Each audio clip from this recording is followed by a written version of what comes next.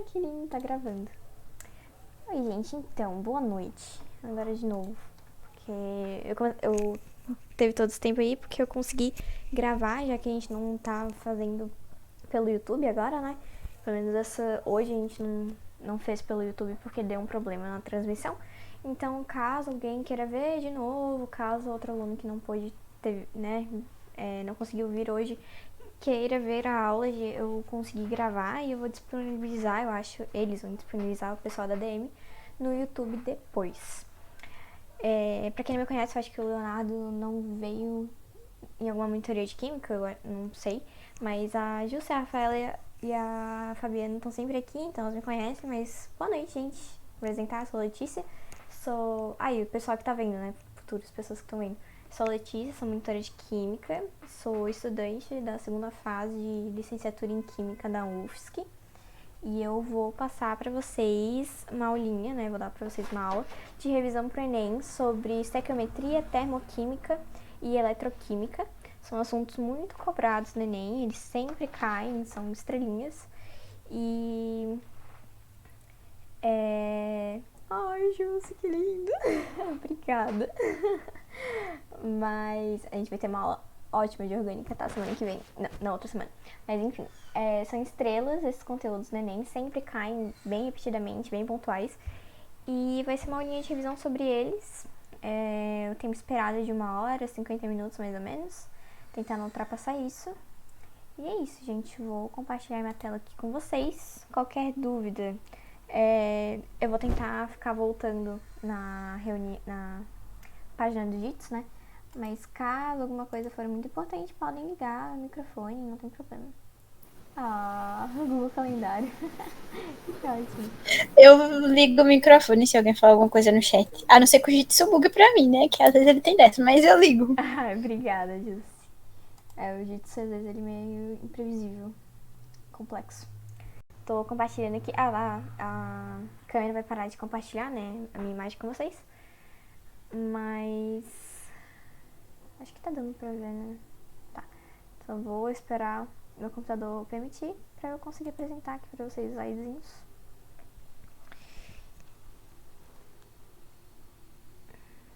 Meia hora depois.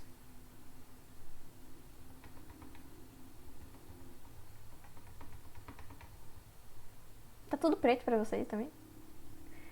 Acho que agora começou a carregar. Sim, ainda tá carregando. Tá bom, então, termoquímica, estequiometria e eletroquímica, tá, gente? Vai ser a aulinha de hoje, da revisão. Só para vocês entenderem mais ou menos como foi feita a separação dos conteúdos, essa aula vai ser sobre esses três. Aí a gente vai ter mais 2 aulas que vão ser sobre... A outra aula vai ser sobre orgânica, equilíbrio químico e funções inorgânicas. E a terceira aula vai ser sobre forças intermoleculares, polaridade, separação de misturas e química ambiental, tá? Eu tentei juntar o máximo de conteúdos possíveis. É claro que sempre falta alguma coisa, né? Porque o conteúdo é muito extenso, mas a gente faz o que dá, né? Então espero que essas aulas sejam proveitosas para vocês. Então vamos começar com estequiometria. Estequiometria é uma coisa que sempre tá caindo no Enem, seja de uma forma ou de outra. Então é bem importante vocês terem uma base de estequiometria bem legal. A estequiometria em si, né, é a medida de uma substância. Usamos esse método para determinar a quantidade de cada composto que reage e cada produto, né, que são formados.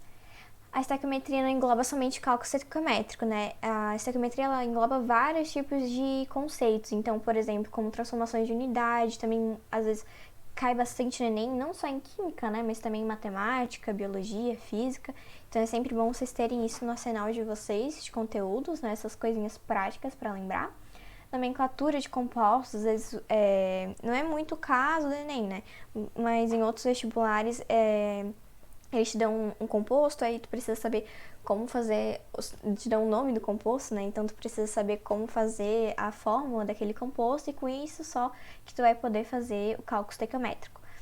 montagem de reações, então montar, por exemplo, uma reação de neutralização, montar uma reação de combustão, são as duas principais, né, tipos de reações que tu precisa saber quando tu for fazer uma prova de vestibular, porque são reações bem importantes que às vezes eles não mencionam como que faz, né, então precisa saber.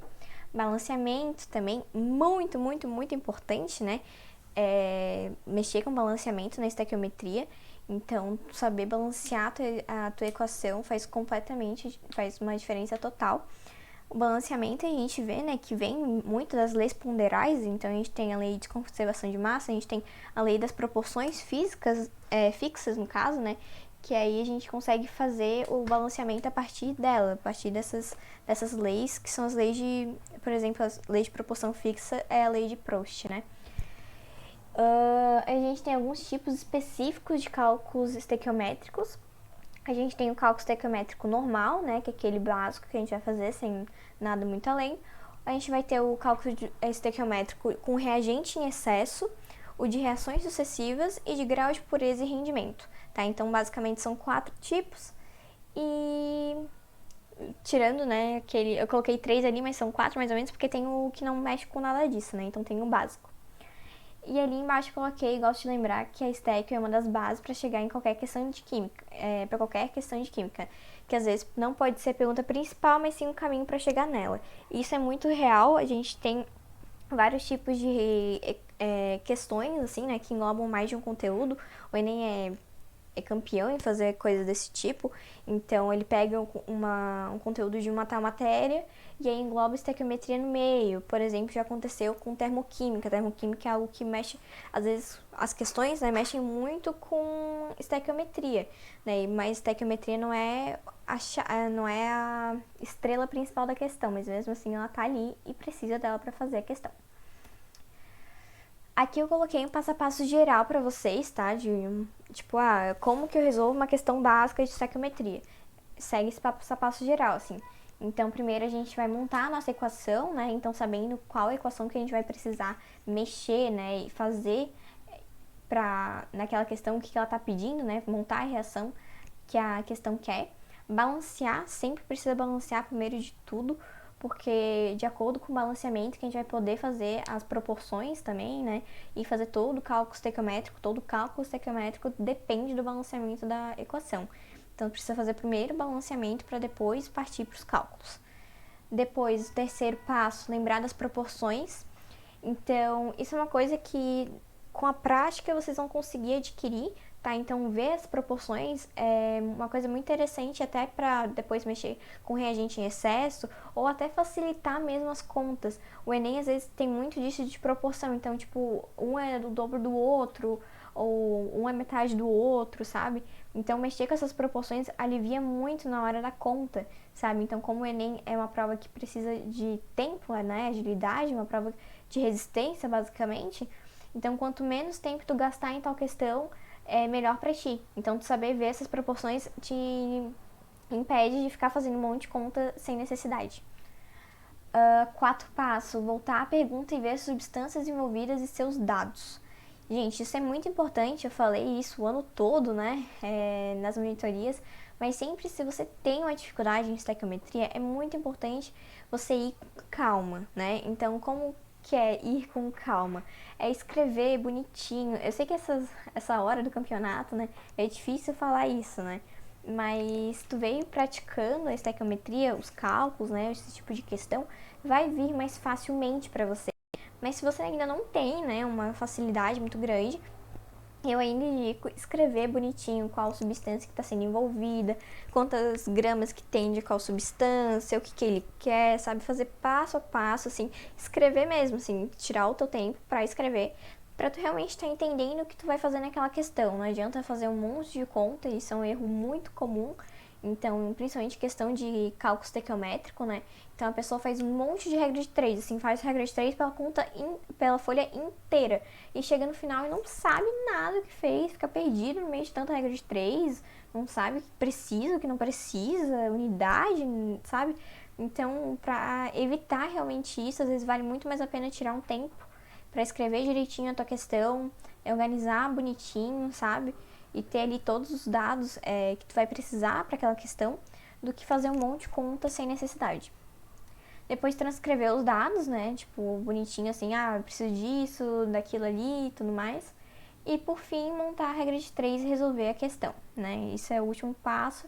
E depois também, tá ali o atenção, né, mas poderia colocar como passo 7, a analisar as unidades, né? Então sempre tá analisando as unidades que tu vai precisar. Então, se a questão tá falando de quilograma e tua resposta foi em gramas, tu precisa fazer uma transformação de unidade ali. Então é importante ter esse cuidado, né? Então ali, atenção, não se esqueça das unidades. Então de miligramas para gramas tem que multiplicar por 10 na 3. Aquele 103 ali era para ser 10 elevado a 3, tá, gente? Desconfigurou aqui. Mas, e de gramas para quilogramas tem que multiplicar por 10 na 3 também. Volume é a mesma coisa, só que é miligramas, litros e metros cúbicos, né? Então, é mais ou menos a mesma ideia. Vou voltar aqui no JITS. Alguma pergunta, gente, até agora? Ou tudo certo? Tudo certo até o momento. Beleza. Aqui eu coloquei um exemplozinho. Então, tá falando que a mistura denominada de massa lâmina, composta por Fe2O3, serragem de madeira e água, é utilizada para a remoção do H2S presente na composição do gás Hulha, um combustível gasoso. Observe a equação química que representa o processo de remoção. Então, ele tá te dando a equaçãozinha bonitinha, tá? Ela já tá balanceada, tá, gente?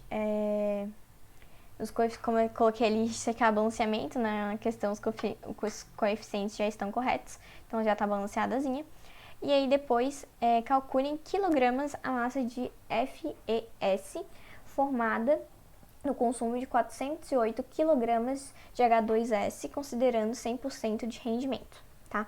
Ali tá colocando rendimento, tá te dando rendimento, isso é uma coisa que a gente vai falar pra frente, mas como tá de 100% de rendimento, não interfere muito na questão, a questão vai continuar a mesma, tá? Então, primeiro passo, checar o balanceamento, na questão já tá correto, como eu falei, e ver as proporções. Como a questão te falou, ela te deu essa informação quando ela te deu a equação, 3 mols de H2S forma 2 mols de FeS, tá? Como tá ali na questão. E agora a gente vai ver as massas de cada um, a massa molar de cada composto, e formar a regra de 3 com as informações da pergunta. E como é que a gente sabe isso, né? Ele justamente está falando, um passo, né, que eu meio que pulei ali no 1, 2, mas por que a gente vai mexer com essas duas substâncias, né, esses dois compostos? Porque ele está falando, né, que é a massa de FeS, então ele está falando que está estipulando que eu quero aquele ali, quero aquele composto, quando está consumindo, né, quando for consumida 408 kg de H2S, então ele está te dando outro composto para trabalhar. Então ele está estipulando, olha, eu quero que tu trabalhe com aqueles dois compostos, com aquelas duas substâncias, e o resto pode meio que esquecer. Então por isso que a gente sabe que a gente vai trabalhar com os dois, tá? Então, como eu falei, 3 mols de H2S forma 2 mols de FeS, e a gente vai fazer primeiro a massa molar. Isso é bem importante fazer, né? A massa molar dos compostos, porque é assim que a gente vai conseguir montar a nossa regra de 3. Então, a massa molar ali do H2S é 34 gramas, tá? É só pegar as massas de acordo com a tabela periódica. O enxofre tem uma massa de 32 gramas por mol e o hidrogênio é 1 grama por mol. Como tem 2 mols de hidrogênio, fica 34 gramas no total. E o FeS é a mesma coisa, só só ver na tabela periódica, tá? Essa questão é da UERJ, tá? Então, eles provavelmente tinham a tabela periódica na prova, o Enem é uma prova que não te dá a tabela periódica. Então, se ele precisar de algum tipo de massa, ele provavelmente vai te indicar, né? Vai te dar esse valor na questão. Assim, basta multiplicar pelos coeficientes, né? Então, a quantidade de mols de cada composto de acordo com a equação. Como tem 3 mols de H2S, eu tenho que fazer 3 vezes 34. Como tem 2 mols de FeS, eu tenho que fazer 2 vezes 88. E aí, montar a regra de 3. 3 vezes 34, né, que é a massa em gramas de H2S, formaria 2 vezes 88 gramas de FeS. 408 vezes 10 na 3 gramas. Eu coloquei 10 na 3 gramas porque o resto tá em gramas, né? Mas na verdade não precisaria fazer isso. Mas que era quilogramas ali em cima. Forma X, né? Que o que ele quer saber justamente a quantidade que vai ser formada por esse valor de 408 quilogramas. E esse resultado vai ser 704 quilogramas, ou 704 vezes 10 a 3 gramas de FeS, tá? No consumo. Como eu falei ali, gente, o rendimento é 100%, tá? Então a gente não vai precisar calcular nada quando esse rendimento for 100%. Eu vou explicar o rendimento ali pra frente, mas só por via das dúvidas estou repetindo aqui. Tudo certo com esse exemplo? Com esse tipozinho de questão? Sim. A Fabi confirmou, tá tudo certo pra mim. Deixa eu ver se a Rafaela falou alguma coisa. Tranquilo? Rafaela disse que tá tranquilo, então tá tudo certo. Beleza, gente. Vou voltar aqui. Passar. Reagente em excesso e limitante, tá? Então, a gente vai ter dois... na verdade, é um tipo de cálculo, né? Que chama de reagente em excesso. Mas a gente vai ter, né? Em todo caso, assim, a gente vai ter um reagente que vai estar em excesso e outro reagente que vai ser o reagente limitante. Para esse tipo de cálculo estequiométrico, temos que lembrar das leis ponderais, principalmente a lei das proporções constantes de Proust. Assim, se a reação não estiver dentro das proporções esperadas, vemos a existência de um reagente limitante e outro em excesso, tá? O reagente em excesso vai estar em excesso e sobrar no final, e o reagente limitante limita a quantidade de produto formado após seu consumo, a reação para, tá? Isso é importante saber, porque a gente nunca vai poder fazer em um tipo de cálculo estequiométrico algum tipo de conta com o reagente em excesso, tá? A nossa conta vai dar errada, isso não vai ser uma conta vai ser errado, não vai dar certo, né? A gente não vai poder fazer nenhum tipo de conta com o reagente em excesso, a gente sempre vai ter que trabalhar com o reagente limitante. Mas como é que eu posso identificar quem é o reagente limitante e quem é o reagente em excesso? Então, meio que um passo a passo, meio que geral aqui. Mesma coisa, montar a equação, balancear, ver as proporções dos reagentes, importante, e compará-las. Se um estiver mais do que deveria, é o reagente em excesso, não usar na regra de 3. Por fim, montar a regra de 3 para descobrir a resposta da questão com o reagente limitante. Tá, mas eu não coloquei aqui um exemplo, porque a aula eu acho que vai ficar meio comprida em geral, assim. Mas assim, gente, o que eu tô falando quando vai... Como assim, fazer o negócio, fazer a proporção e comparar. A gente pode ter uma reação, tipo, ele te dá uma quantidade de grama, né, de cada um dos compostos que vão estar, de gramas, de cada um dos compostos que vão estar sendo usados na reação, na questão, né, que ele vai estar te pedindo. E ele vai te dar por exemplo, uma reação, tipo, vai estar uma reação balanceada, tudo lá, tudo bonitinho. E ele vai querer saber um tal valor ali, e tu vai precisar primeiro identificar quem é o reagente limitante, quem é o reagente em excesso. Como é que tu vê isso? Tu vê pela proporção. Então, tipo, por exemplo, se 2 mols está formando 1 na reação, a quantidade de gramas dos outros deveriam estar nessa mesma proporção. E é ali que a gente vê, sabe, nessa comparação com o que era esperado na teoria, pela reação que ele te dá, pelo balanceamento dessa reação, e as quantidades, né, de gramas ou qualquer outra unidade de massa que ele te der na questão com os valores que eles vão estar te pedindo, tá? Então essa é meio que a comparação que a gente faz. E de novo, a gente nunca usa o reagente em excesso em nenhum tipo de regra de 3, isso não pode ocorrer, tá? A questão vai dar errado, se isso acontecer. Grau de pureza e rendimento são duas coisas que parecem ser parecidas, mas não são, tá? São parecidas mais ou menos, mas elas não podem ser confundidas. Por quê? O grau de pureza é sempre relacionado a uma substância, tá? Uma substância pode ter um grau de pureza, uma substância nunca vai ter um rendimento, porque uma substância sozinha, ela não vai formar uma reação, né? Ela não vai, sei lá, fazer uma reação doida ali e acontecer, entrar em combustão sozinha, enfim. a gente vai precisar fazer esse rendimento sempre ligado a uma reação. Então, o grau de pureza, como está ali, na maioria dos processos químicos existem substâncias contendo impurezas, as quais, na estequiometria, devemos descontar, pois elas não participam, não reagem na reação. Então, sempre desconta da substância, sempre desconta de um composto, nunca desconta da reação no total. Quando a gente vai querer descontar da reação ou total, a gente fala do rendimento, que é o rendimento de uma reação, né? Quanto que aquela reação rende, né? Não é aquele rendimento teórico, assim. Então, deveria ser 100%, mas não foi. O que houve? O que aconteceu? A gente precisa descontar o que não foi... o que não foi utilizado, né? O que não rendeu. Então, há sistemas que o rendimento não é total, onde as quantidades produzidas não foram as esperadas, de acordo com o balanceamento. Assim, precisamos descontar uma porcentagem da reação, tá? Então, essas são as duas diferenças. Atenção, no grau de pureza, descontamos as impurezas da substância e no rendimento, a gente desconta da reação por completo, né? São duas situações separadas.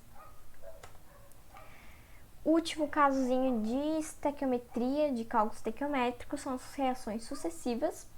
E são questões que envolvem mais de uma reação, onde precisa prestar atenção em algumas coisas, tá? Então, vão ter múltiplas reações acontecendo naquela questão. Então, por exemplo, 3, 4, por aí. E a gente vai basicamente ter que chegar numa equação global, né? Então, a reação que junta todas essas. E como é que a gente faz isso? A gente faz o balanceamento de todas as equações e depois fazer uma soma, entre aspas, né, das equações a fim de cancelar algumas substâncias intermediárias, para ter no final somente uma única reação, a global, tá? E como é que a gente faz isso? A gente tem que prestar atenção que as substâncias que aparecem no produto, elas estão sendo produzidas em outra equação.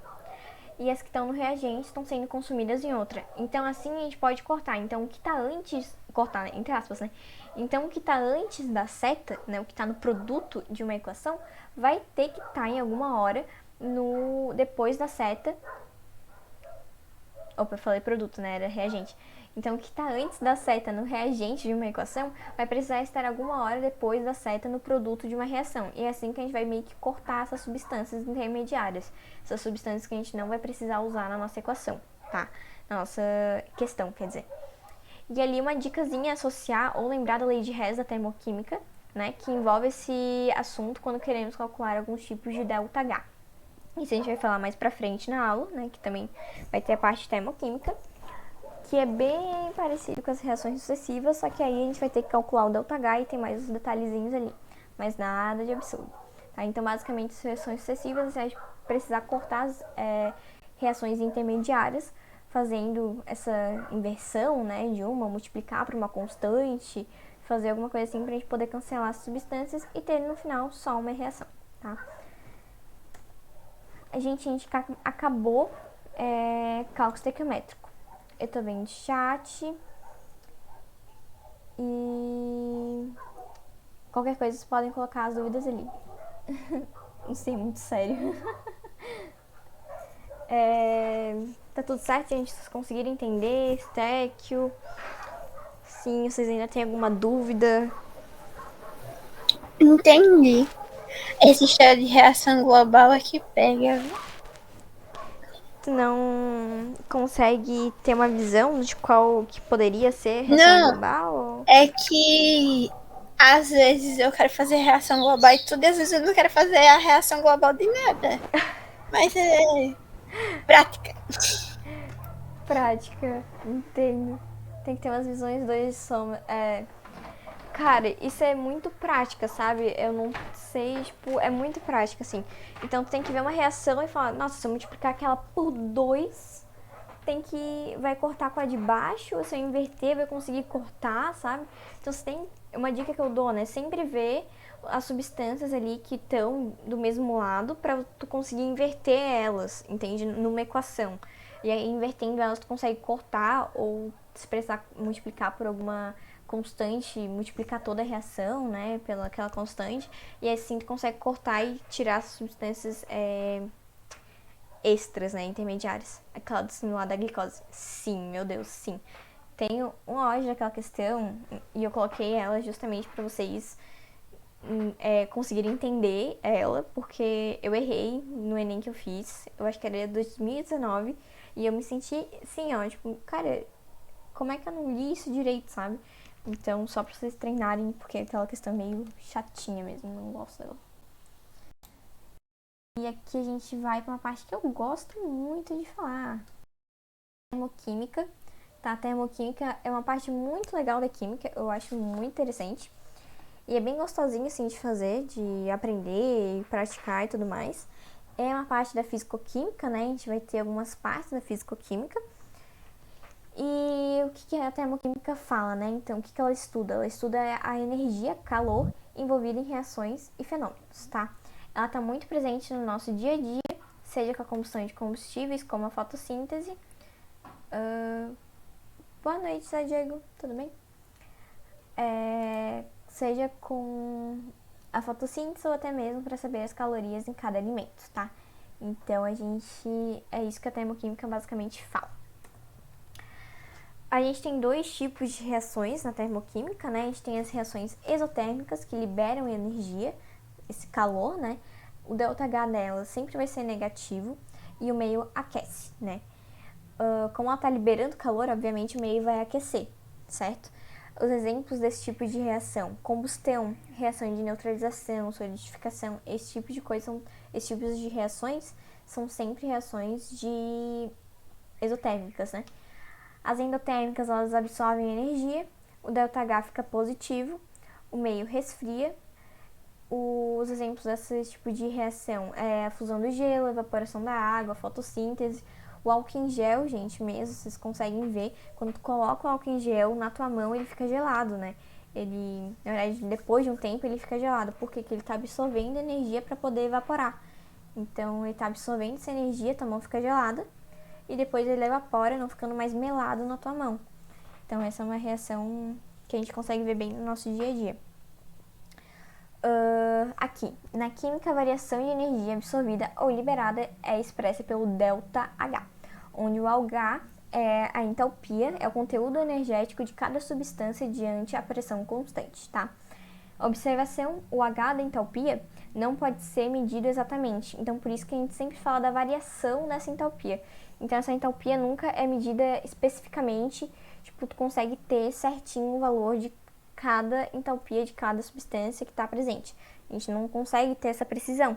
Então por isso que a gente sempre fala que é o ΔH. Então é a variação dessa entalpia numa reação, em algum tipo de reaçãozinha assim, sabe? Então o ΔH vai ser a entalpia final, então a energia final de um composto, menos a energia, né, a entalpia inicial daquele mesmo composto. Certo? Os gráficos das reações, né? A gente vai ter o gráfico das reações exotérmicas. É bem aquilo ali, dá pra ver direitinho pelo gráfico, né? Então, o teu reagente, ele vai ter mais energia que o teu produto, né? Como ele tá liberando energia, o teu produto vai ter menos energia do que o teu reagente. E aqui é o contrário nas endotérmicas, né? O teu reagente, ele tem menos energia do que o teu produto. Como ele tá absorvendo energia, o teu produto, obviamente, vai ter mais energia que o teu reagente. Aqui são algumas partes do gráfico, né? Então aqui é a energia de ativação, né? Aqui é o complexo ativado de cada uma. E a energia de ativação é a energia necessária para a reação a começar. Isso, a energia de ativação, a gente vai precisar dela para qualquer uma das duas reações. Então, seja exotérmica, tanto endotérmica. Então, a gente vai precisar absorver um tanto de energia para aquela reação começar, né? Então, a gasolina no poço de gasolina, ela não simplesmente entra em combustão sozinha, né? Ela tá no meio de oxigênio, mas ela não entra em combustão sozinha. Por quê? Porque justamente tu precisa dar energia para aquela reação começar. Então, tu precisa colocar fogo para ela começar a fazer a reação de combustão, certo? Então, a gente precisa dessa energia de ativação. Ali, de novo, só mais uma coisinha. Não coloquei aqui, mas o papel dos catalisadores, né, nessas reações. Então, o catalisador, o que ele vai fazer, de novo? Ele vai diminuir essa energia de ativação. Então, o catalisador vai fazer com que essa reação aconteça, em teoria, mais rápido, mas na verdade ele não está mexendo com a velocidade da reação, ele está mexendo com a diminuição dessa energia de ativação que faz com que a reação aconteça mais rápido, mais rapidamente, tá? É a única coisa que o catalisador faz. Aqui os fatores que influenciam no ΔH. Primeiro a gente vai ter a temperatura, tá?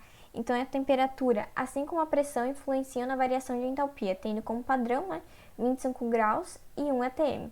Então, fora desse padrão, a gente consegue ter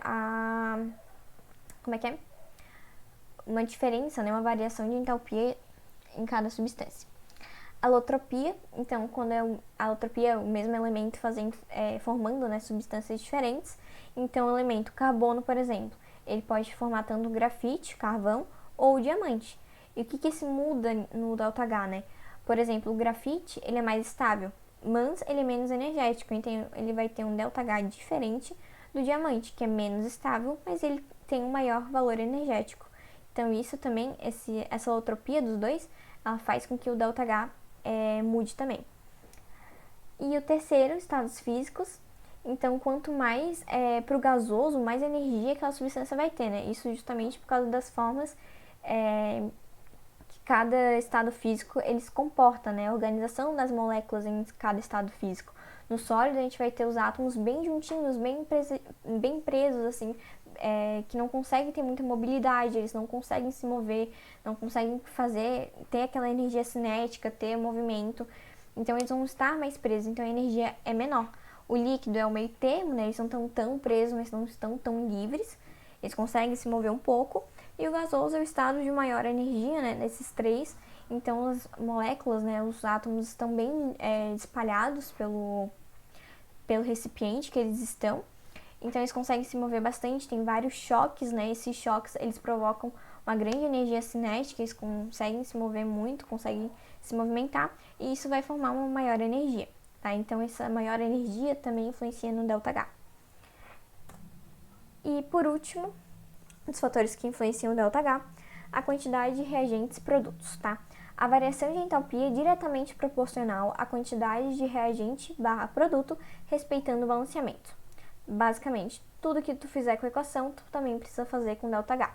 Isso a gente vai ver também nas reações sucessivas, né? Mas o que isso está falando assim? Então, se eu tenho uma reação ali embaixo, né? Que tem um carbono para um oxigênio formando um dióxido de carbono. O ΔH ali é menos 394 kJ, tá? Se eu multipliquei essa reação por 2, o ΔH também vai precisar ser multiplicado por 2. Porque, de novo, a variação de entalpia é diretamente a quantidade de produto/reagente, respeitando o balanceamento. Então, se eu multiplicar toda a equação por 2, eu tenho que multiplicar o ΔH também por 2, tá? Precisa fazer sentido essa equaçãozinha toda. Então, como a equação for multiplicada por 2, fazemos o mesmo com ΔH, certo? Gente, alguma dúvida até aqui?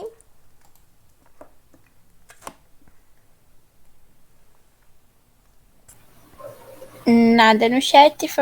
Peraí. Fabiana disse que tá tudo ok. Eu acho que tá tudo ok. E a Rafa acha que tá tudo tranquilo. Beleza, então, gente. Continuar. Se eu estiver falando muito rápido, vocês peçam pra eu diminuir a velocidade. Porque eu não queria me alongar muito nas coisas, mas se vocês não estão conseguindo entender, me falem, porque aí eu falo um pouquinho mais devagar. Porque eu falo rápido naturalmente, né? Mas, enfim. O Zé também confirmou que tá tudo certo. Tudo certo? Beleza. Obrigada, Jussi. Cálculo de ΔH. Primeira coisa, a gente vai ter que falar um pouquinho sobre a entalpia padrão. Então, é a variação de entalpia na formação de um mol de produto por meio de somente substâncias simples em seus estados padrões. Então, alótropo mais estável, 25 graus e 1 atm, tá? Essa é a variação de entalpia de um mol de produto, tá? Essa entalpia padrão que a gente fala. Observação, não existe valor de energia negativo, tá? A gente usa o ΔH negativo somente para expressar que aquele valor de energia está sendo liberado, tá? Então, ele está sendo liberado, por exemplo, de um padrão que o ΔH do H2 é 0, se eu estou liberando ele, vai ser negativo. Então, se eu estou absorvendo ele, ele seria positivo, tá? É só para indicar esse valor que está sendo liberado. A gente vai ter 3 tipos de cálculo de ΔH. A gente vai ter o primeiro, que é calor de combustão / formação. Segundo, energia de ligação. Terceiro, a lei de Hess, tá? Primeiro, né, vamos começar com o calor de combustão. Então, é sempre a gente pode falar que é sempre para as reações exotérmicas, né, o ΔH negativo, calor barra energia liberada em uma reação de combustão. Calor de combustão, já diz o nome. Então, como a combustão é uma reação exotérmica, ela vai estar sempre liberando uma energia. Ali eu coloquei uma observação, como que faz, né, como que monta a reação de combustão, uma coisa bem importante para o Enem.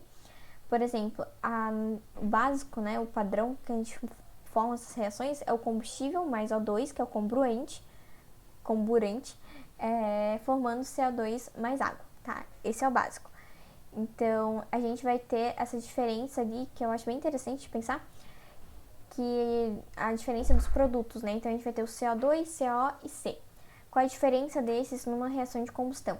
O CO, dióxido de carbono, ele vai ser quando a gente vai ter a combustão completa daquele combustível. E o NOx dele, isso por quê, né? Porque o NOx dele vai ser mais 4. Então, a gente vai ter uma variação total, né, do NOx daquele composto.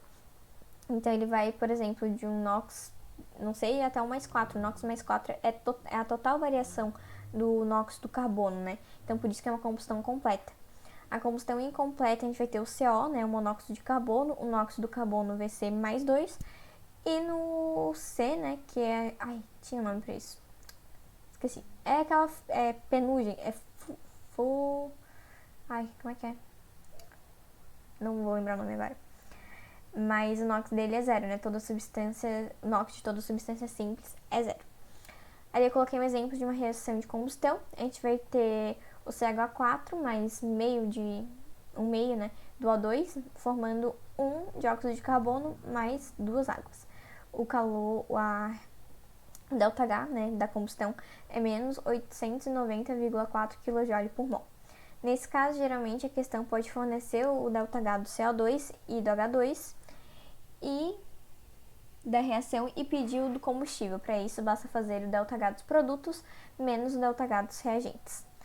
Que é basicamente o ΔH é a formulazinha que eu falei lá no começo, que o ΔH é igual a H final menos o H inicial, né? ΔH produto menos o ΔH do reagente.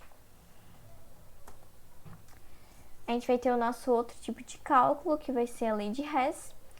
Parecido com as reações sucessivas da estequiometria, a lei de Hess é uma série de reações que acontecem para chegar até a global. Geralmente, as questões pedem o ΔH da global e, para isso, disponibilizam as variações de entalpia das demais reações. Assim, precisamos chegar ao ΔH por meio de ajustes e cancelamentos de algumas substâncias das equações intermediárias e seus ΔHs, né? ΔHs. Observação. Regras para a lei de Hess. Tudo que for feito com as reações, né, no caso, precisa ser feito com ΔH. Isso é a mesma coisa que eu tinha falado lá em reações sucessivas. Então, se tu vai multiplicar por 2, o ΔH precisa ser multiplicado por 2. Se tu vai inverter a reação, o sinal ΔH precisa inverter. Né? Se eu for fazer qualquer coisa com a reação, eu preciso fazer a mesma coisa com o ΔH. Por quê? Porque, de novo, um fator que influencia, né? Ele é proporcional à quantidade de produto e reagente. Tá? E a energia de ligação é o último tipo de cálculo de ΔH. Nesse tipo de cálculo, vamos analisar as ligações quebradas no reagente e as formadas no produto. As ligações quebradas são sempre endotérmicas, porque elas absorvem energia para acontecer, e as formadas vão ser sempre exotérmicas, porque elas liberam essa energia quando ocorrem. Então, o ΔH desse tipo de reação vai ser aquele símbolozinho somatório. Então, somatório de ligações rompidas, que vão ser as endotérmicas, né, no reagente, mais mais somatório das ligações formadas, que vão ser as exotérmicas no produto, tá? Esse tipo de reação, de questão, eu sempre indico vocês fazerem. Às vezes a questão te dá um composto, por exemplo, não fechado, mas ele te dá, tipo, a fórmula do composto, tá? E tá pedindo, e tá ali o valor de cada energia de ligação, de cada tipo de ligação entre os átomos, né? Então, carbono com hidrogênio é tal valor, hidrogênio com hidrogênio é tal valor, oxigênio com hidrogênio é tal valor. E ele te pede, e se tu for pelaquela fórmula, tu vai errar. Porque tu não consegue ter uma visão espacial, né? Tu não consegue ter uma visão total do que está acontecendo naquela molécula. Então, sempre abram aquela molécula, aquela fórmula, molecular ali, e abram um composto e façam o desenho do composto mesmo, não precisa ser bonito, né? Mas só para vocês terem uma noção de quem é que tá ligando com quem, para vocês fazerem todas as contas certinhas, tá? Aqui a gente vai ir para eletroquímica. Até agora tudo certo? Fuligem. Isso aí. Nossa, demais. Isso, gente. Boa. Essa era a palavra. Até agora tudo certo, gente? Eu tô vendo chat, né? Só pra avisar. Sim. Sim. Agora voltou meu microfone. Ah, voltou? Tava bugado. Ah, voltou, ainda bem. Sim, beleza. Vamos começar eletroquímica. Último assuntozinho de hoje.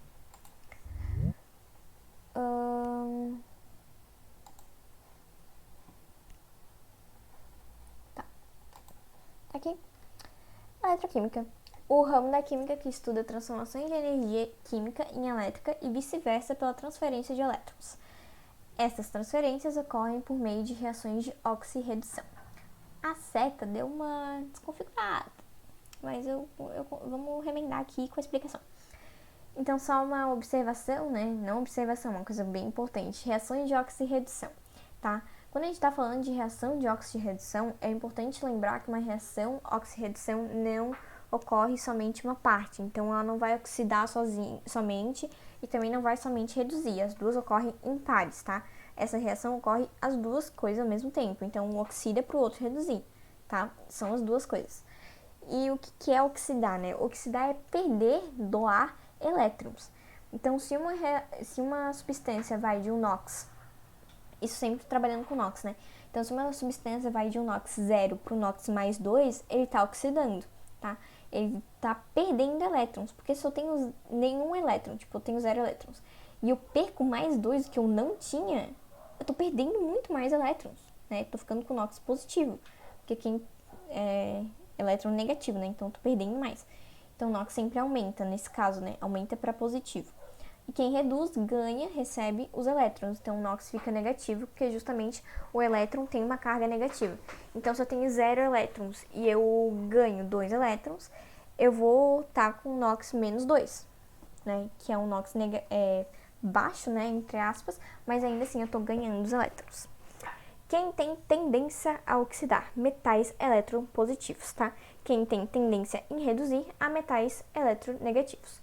Tendência a reduzir, tendência a ganhar elétrons. Quem é um metal muito metal, né, no caso, muito eletronegativo, o que é muito elétron?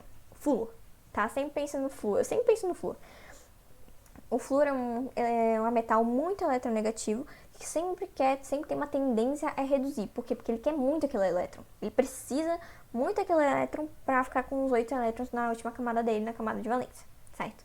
Quem tem uma tendência a oxidar, por exemplo, os metais da família 1A, 2A, um sódio, um lítio, um magnésio, são metais muito eletropositivos, né?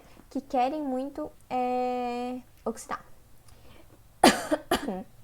Garganta seca. Observação: a energia química para a elétrica nessa transformação da energia química para a energia elétrica é chamada de pilha, que é um processo espontâneo, e da energia elétrica para a energia química é uma eletrólise, que não é espontâneo, né? Esse não espontâneo quer dizer que a gente precisa da passagem de corrente elétrica para conseguir, para essa reação poder ocorrer, tá? Aqui vamos falar um pouquinho sobre pilhas, certo? As pilhas, a gente vai ter o conceito de potencial de redução, aquele ERED, né? Esse ERED, ele mostra qual das substâncias da pilha que é mais reduzir ou oxidar. E como é que a gente vê isso, né? A gente tem dois tipos de exemplos de reações ali. Então, cobre mais 2 elétrons fica cobre 0. E o Na mais um elétron fica o Na0. Esse 0 é sempre indicado, caso vocês não saibam, né? Mas é sempre indicado que aquele metal está na forma metálica dele, tá? Então, o cobre estaria naquela forma de cor de cobre, né? Aquele avermelhado lá. Então, eles estão sempre nas formas metálicas quando ele está com NOx 0. O potencial de redução do cobre é mais 0,34 volts e o potencial de redução do sódio é menos 2,71 volts.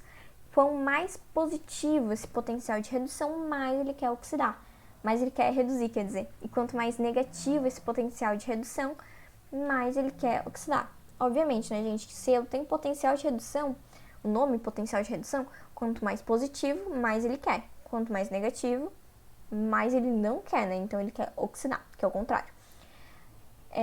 A DDP de uma pilha, isso é importante, né? É sempre positiva. Por quê? Porque ela é um processo natural, um processo espontâneo. E a DDP a gente pode calcular pelo potencial de redução menos potencial de oxidação. Esse potencial de oxidação, na verdade, é só nomenclatura, porque a gente não tem esse conceito, né, potencial de oxidação, mas é só falar, esse potencial, é o menor potencial de redução, no caso, né? Então, por exemplo, a DDP dessa pilha seria o 0 mais 0,34 volts menos o 2,71 volts, que é esse potencial de redução entre aspas, né? Que seria o do sódio. Aqui a pilha de Daniel, uma das pilhas dos exemplos mais clássicos que a gente tem, né, na eletroquímica. Então, é uma pilha de 2 eletrodos, um de zinco e outro de cobre, onde o cobre reduz, ganhando 2 elétrons, e o zinco oxida, doando 2 elétrons. Então, sempre nesse tipo de pilha, sempre nas pilhas, quem oxida no ânodo, que é o polo negativo. E quem reduz no cátodo, que é o polo positivo. Tá? Então, as semi-reações em cada um fica assim, ó, o cátodo, que é o polo positivo, e aí vai ter o cobre, né, obviamente ganhando 2 elétrons, que ele está reduzindo, formando cobre zero, e no ânodo, polo negativo, o zinco está perdendo 2 elétrons, está oxidando, então fica zinco mais 2 elétrons, e aí a equação global a gente faz, de novo, né, pelo cancelamento daquelas substâncias, nas intermediárias, então 2 elétrons ali antes da seta no cátodo, na semi-reação do cátodo, cancela com os 2 elétrons ali na semi-reação no ânodo, e fica zinco 0 mais cobre mais 2, formando cobre 0 mais zinco 2 mais, né, mais 2.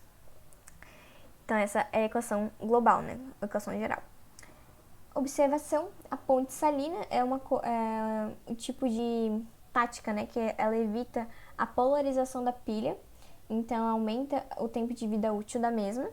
E observação 2, o sentido real da corrente é do ânodo para o cátodo, porém o convencional é ao contrário. Então o convencional, o sentido da corrente elétrica, né, é do cátodo para o ânodo. Isso até mesmo na física a gente trabalha desse jeito, né.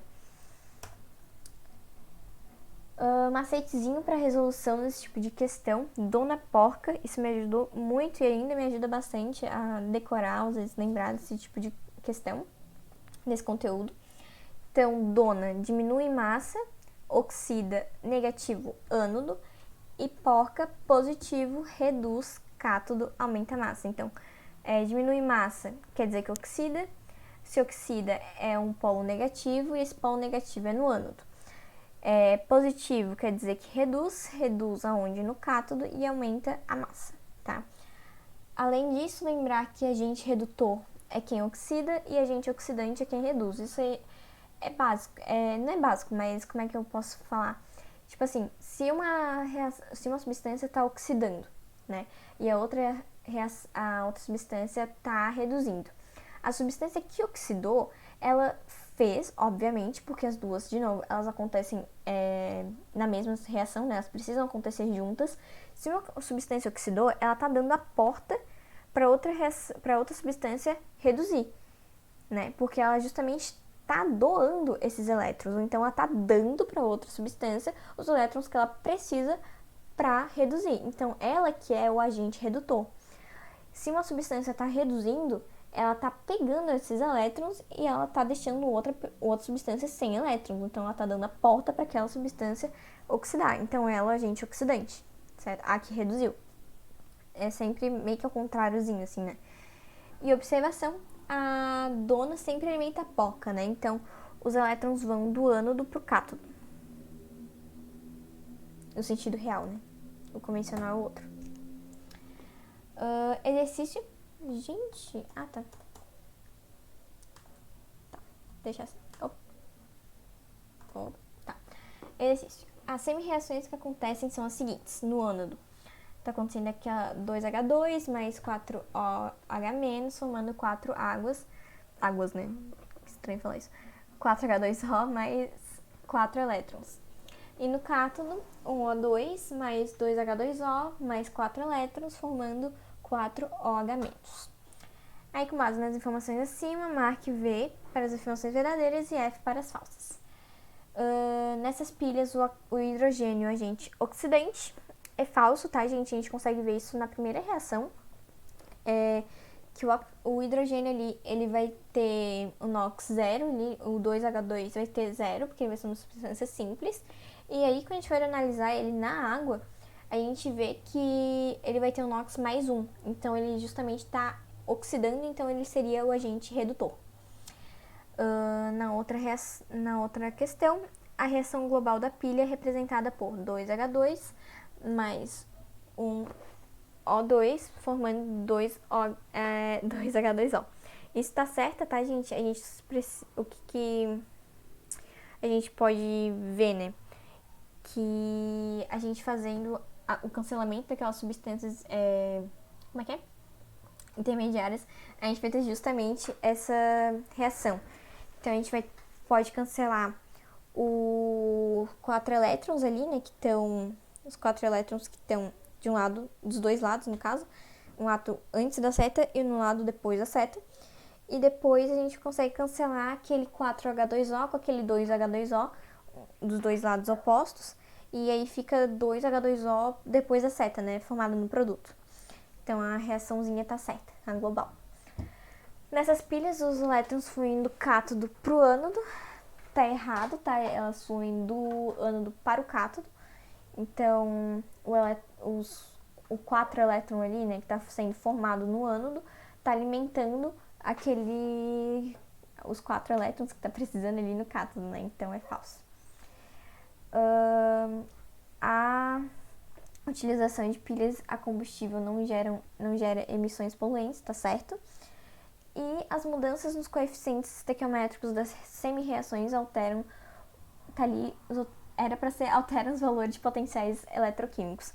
Isso tá certo, tá, gente? Se a gente multiplicar aquela reação por 2, vai mudar, obviamente, o valor do potencial químico de cada semi-reação, tá? Alguma dúvida até aqui? Deu tudo certo. Não, só tem um comentário do Zé que ele adorou o macete da Dona Porca. Gente, esse macete é maravilhoso. Eu usei ele no ensino médio inteiro no Enem, às vezes ainda uso aqui na faculdade, porque é um macete muito bom. Gente, eu descobri o macete agora, eu sou atrasada. Ai, eu não tinha passado isso pra vocês ainda, gente. Eu resolvo toda a questão de eletroquímica, assim. Tinha certeza que tinha passado. Eu não sei, teve 2 monitorias de química que o Jitsu tava mudo. E eu não tava, acho, na monitoria de química no início do ano. Eu comecei depois do meio do ano, eu acho. Eu acho que a eletroquímica... Nossa, eu nem lembro quando é que foi a eletroquímica que eu passei pra vocês. Mas, gente, só não passei... Desculpa, eu tinha certeza que eu tinha passado, porque eu resolvo tudo assim. Deve ter passado, eu que não devo ter visto, o Jitsu me pediu. Mas eu tô amando agora. Ajuda bastante, nossa. Vamos começar. Eletrólise, meu povo. Eletrólise... Ó, a Fabi confirmou que passou. Passei? Tá, passou, fui eu que não vi. Então tá. Então, beleza. Mas, ó, vocês agora sabem, eu vou passar isso tudo, o material, os slides eu vou passar pra vocês, tá, gente? Eu vou disponibilizar pra vocês no grupo do WhatsApp. Só falando agora de eletrólise, então é um processo, né, não espontâneo, então a gente precisa forçar esse processo a acontecer por meio de uma corrente elétrica. Então, também ocorre por meio de reações de oxirredução. Ela é basicamente o contrário da pilha, né? Então, é um processo não espontâneo, a gente precisa da passagem de corrente elétrica. Os polos são diferentes, então os polos é o contrário. A DDP, ela vai ser negativa, porque é um processo não espontâneo. Ela é usada na galvanoplastia, banho de ouro, obtenção de metais, gases, ácidos, base, e um monte de outras coisas que a gente pode fazer com a eletrólise. A gente tem a eletrólise ígnea, que é quando os metais, né, estão fundidos, as substâncias estão fundidas. A aquosa, que é no meio aquoso, né, no meio de água. E a qualitativa, que é ver quem que foi formado na reação. E a quantitativa, que é quanto de cada composto que foi produzido, tá? A gente vai ter esses tipos de reações de eletrólise. A gente vai ter a eletrólise ígnea, que, de novo, os compostos estão fundidos e os polos, de novo, né, vão ser o contrário da pilha. Então, o ânodo vai ser o polo positivo, que oxida, e o cátodo vai ser o polo negativo, que reduz, tá? Vai ser o contrário. Exemplo, a eletrólise ígnea do NaCl. A semi-reação do cátodo vai ser o Na+, mais um elétron, formando Na0. E no ânodo vai ser 2Cl-, sendo oxidado, liberando, né, 2 elétrons, mais um cloro 2, né, no caso. E ali a reação global fica Na+, mais 2Cl-, formando Na mais um Cl2, que é basicamente NaCl, né? Não tem muita diferença. Deixa eu ver o que mais. Aqui, a metais nunca parecem sozinhos. Isso é uma coisa que eu queria comentar de novo, né, com vocês, que os ametais nunca aparecem sozinhos. Então, vocês não vão ver em uma reação de eletrólise ou qualquer outra reação um cloro sozinho, se ele não estiver em um composto. Por quê? Porque eles não conseguem fazer isso, eles não fazem esse tipo de ligação, eles sempre precisam fazer uma ligação com eles mesmos, né? Então, eles vão estar, por exemplo, na forma de um gás ou de um líquido, assim, geralmente gás, né? Então, cloro 2, H2, F2, sabe? Então, sempre vão estar em dois, eles nunca aparecem sozinhos. Ali uma imagenzinha de que acontece, né? Então, aqui o cloro menos, aqui no ânodo, oxidando, e o Na+, aqui no cátodo, que é negativo, que ele está reduzindo, e aqui a gente vai ter o NaCl fundido, né, que está formando essa reação. É cubo resistente ao calor. O Zé tá falando que ele tem ele sempre se confunde nessa questão de trocar os polos dos cátodos da pilha, na eletrólise e do ânodo. Ai, sim, né? Tipo, é uma coisa chatinha, assim, se tu for pensar, principalmente no Enem, que ele cobra geralmente os dois tipos, né? Então, ele cobra, tipo, pilha e eletrólise. Mas, cara, se tu sabe pensa comigo, tu sabe que pilha é tal jeito, tu vai lembrar que é só o contrário. Então, tu só muda, só, tipo, pensa assim, é o contrário, eletrólise é o contrário. Então, tipo, na tua cabeça, tenta mudar, sabe? Ele tá perguntando que, no caso, é basicamente decorar que no caso da eletrólise, a dona porca é o contrário? Sim, a dona porca, ela vai ser aquele... Ai, deixa eu botar aqui os slides. Opa! Meu computador tá meio lerdo, gente. Só um minutinho.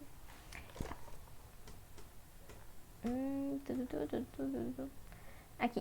Então, aqui no ânodo, ele vai ser o polo positivo.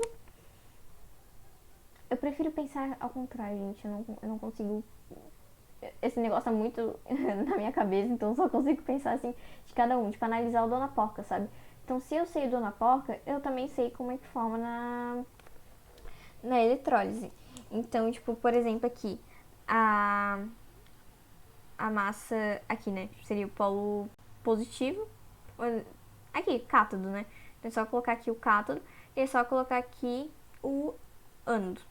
Basicamente, isso aí só precisa trocar aquilo ali, né? Que o resto ele vai ficar. Então, aqui em vez de cátodo, ânodo, e aqui em vez de ânodo, cátodo. Então, só mudar o nome do polo de cada um.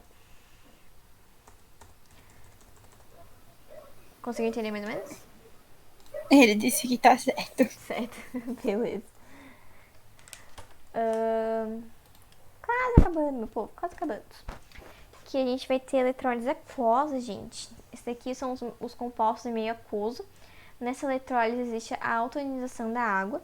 Então, a água ela vai se autoionizar, né? Isso a gente pode até ver no cálculo de equilíbrio químico, né? A gente vai ter o equilíbrio químico justamente da água. E aí a gente vê justamente que a água se autoioniza. Então, a gente vai ter a liberação de um hidrônio, H3O+, mais hidroxila, que é o H-. Né? Então, essa é a altonização que acontece na água, que a gente que vai entrar juntamente, que vai entrar nas semi-reações, né? E há também uma ordem de descarga dos íons. Então, a família dos metais da família B, descarga primeiro que é H+, que descarga primeiro que que os metais da família A, que descarga primeiro, aí os ânions sem oxigênio descargam primeiro que é o H-, que descargam primeiro do ânion oxigenado e depois, por fim, o flúor menos, tá? O que é basicamente essa descarga, né? É quem vai, por exemplo, oxidar, quem vai reduzir, né? Então, essa é a ordem de descarga dos íons. Exemplo, a eletrólise aquosa do NaCl. Ai, só deixa eu tomar um pouco de água. Deu. Então, a eletrólise aquosa do NaCl é a reação do cátodo, né? Então, a gente vai ter o H, né? O hidrogênio reduzindo. Então, ele está reduzindo, ganhando 2 elétrons, formando o H2. Tá em meio de gás, tá, gente? Não tá aqui, mas é meio de gás, meio gasoso. Semi-reação no ânodo. O cloro tá oxidando, formando cloro 2, né? Mais 2 elétrons.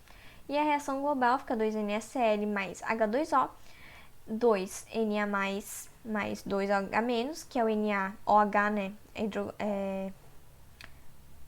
Hidróxido de sódio em solução, mais H2 mais Cl2. Então, mais o gás cloro, mais o gás hidrogênio, tá? E aqui o NaOH em solução.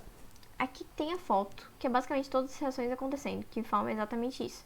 Que é a solução, e aí esse H2, né, tá sendo formado no cátodo, foi formado no cátodo, e o Cl2 foi formado no ânodo, que a gente pode ver pelas semi-reações. E aqui é a fotinho de como acontece essa reaçãozinha. Não sei se dá pra ver muito bem, mas aqui tá a reação.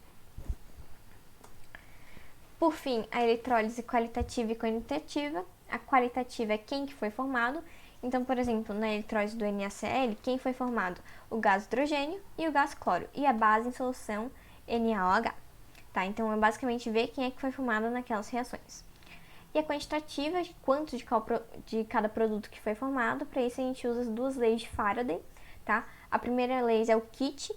Então, é a massa de um elemento depositado durante o processo de eletrólise é diretamente proporcional à quantidade de eletricidade que atravessa a célula eletrolítica. Eu coloquei. Então, aqui, ó, o Q vai ser a carga elétrica, que é em coulombs, e a intensidade da corrente elétrica em amperes, e o T é o intervalo de tempo da passagem da corrente elétrica em segundos. Então, isso vai precisar te dar, por exemplo, a carga elétrica, né, a intensidade da corrente elétrica, e o tempo, ele vai precisar te dar essas informações para ver quanto de cada produto que foi formado naquele tempo que a passagem da corrente elétrica que houve, né, a passagem da corrente elétrica por meio daquela eletrólise, tá? Que foi a massa de elemento que foi depositada, no caso. E a segunda lei é M igual a K vezes Z. As massas de vários elementos, quando depositadas durante a eletrólise, pela mesma quantidade de eletricidade, são diretamente proporcionais aos respectivos equivalentes químicos. Então, o M vai ser a massa da substância, o K, a constante de proporcionalidade, e o E, equivalente grama da substância, tá?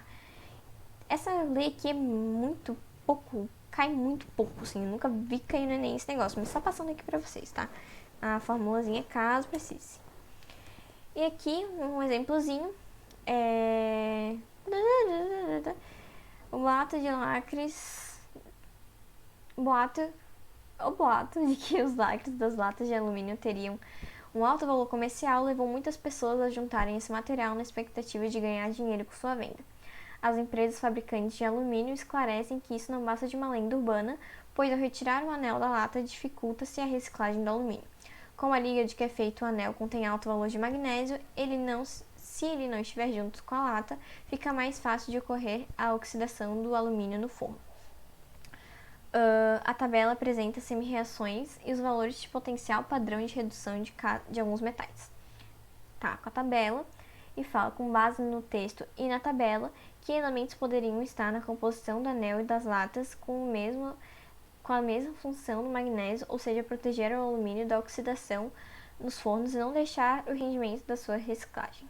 Não diminuir o rendimento dessa reciclagem. Então, ele quer saber, basicamente, quem que vai ter um potencial maior de redução, entre aspas, né? Menor de redução, no caso. Então, um potencial de redução menor do que o potencial de redução do alumínio. Por quê? Porque ele quer proteger o alumínio. Então, alguém precisa querer... Não, na verdade é o contrário, né? Esqueci. Alguém precisa proteger o alumínio desse desgaste na oxidação. Então, alguém precisa oxidar mais do que ele. Quer um elemento que tem um potencial de redução menor. Por quê? Porque quanto menor o potencial de redução, mais ele quer oxidar. Então, se um elemento quer muito, muito, muito oxidar, ele vai proteger o alumínio dessa oxidação, que é o que ele quer. Então, quem tem potencial de redução menor que o alumínio? Nesse caso, eu não sei se vocês conseguem ver, né? Mas o potencial de redução do alumínio é menos 1,66, tá? Quem tem potencial de redução menor vai ser o lítio e o potássio, tá? O lítio vai ter um potencial de menos 3,05 e o potássio menos 2,93, certo? Volts. Então, a resposta é E, porque somente lítio e potássio tem potencial de redução menor do que o do alumínio. Esses metais a gente fala que são metais de sacrifício, né? Então, eles estão ali para sacrificar realmente um metal específico que vai ser protegido, né, da sua oxidação, certo? É isso, gente. Foi essa a aulinha de revisão. Espero que... Eu tô indo ver o chat, mas a minha tela está travada. Voltei. Foi isso, pessoal. Eu espero muito que vocês tenham entendido, mais ou menos. Ficou alguma dúvida, pessoal? Espera só um minutinho para vocês saírem da tela, que eu não consigo ver vocês agora, porque eu vou parar a gravação.